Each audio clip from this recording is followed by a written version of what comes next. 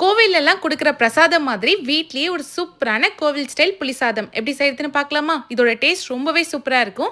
First புளியோதரைக்கு பொடி ready பண்ணிக்கலாம். 1/2 table spoon கடலைப்பருப்பு, 1/2 டேபிள் ஸ்பூன் உளுத்தம்பருப்பு, 1/2 டேபிள் ஸ்பூன் மல்லி, 1/2 டேபிள் ஸ்பூன் மிளகு, 1/4 ஸ்பூன் போல வெந்தயம், ஒரு 4 காஞ்ச மிளகாய் சேர்த்து இதை நல்லா ட்ரை ரோஸ்ட் பண்ணிக்கலாம். இப்போ இது ஆறுனதும் மிக்ஸி ஜார்ல போட்டுக்கோங்க. 1/2 ஸ்பூன் பெருங்காயத்தூளும் சேர்த்து நல்லா ஃபைன் பவுடர் அரைச்சிக்கலாம். இந்த பொடி தான் புளியோதரைக்கே ஃப்ளேவர் கொடுக்க போகுது. இப்போ கடாயில கொஞ்சம் தாராளமா நல்லெண்ணெய் சேர்த்துக்கோங்க. 1/2 டேபிள் ஸ்பூன் போல கடுகு, 1/2 டேபிள் ஸ்பூன் உளுத்தம்பருப்பு, 1/2 டேபிள் ஸ்பூன் கடலைப்பருப்பு சேர்த்துக்கோங்க. ஒரு 4 காஞ்ச மிளகாய் உடைச்சிட்டு சேர்த்துக்கோங்க.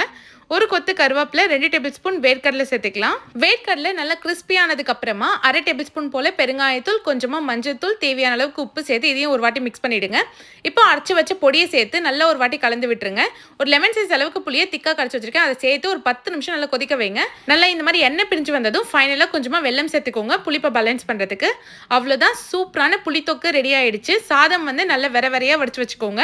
நல்லா தாராளமா அந்த புளித்தொக்கை இதோட சேர்த்து கையாலே மிக்ஸ் பண்ணி விட்டுருங்க. நல்ல கமகமன்னு சூப்பரான கோவில் புளியோதரை ரெடி ஆயிடுச்சு. கண்டிப்பா ட்ரை பண்ணி பாருங்க. மறக்காம சேனலை சப்ஸ்கிரைப் பண்ணிடுங்க.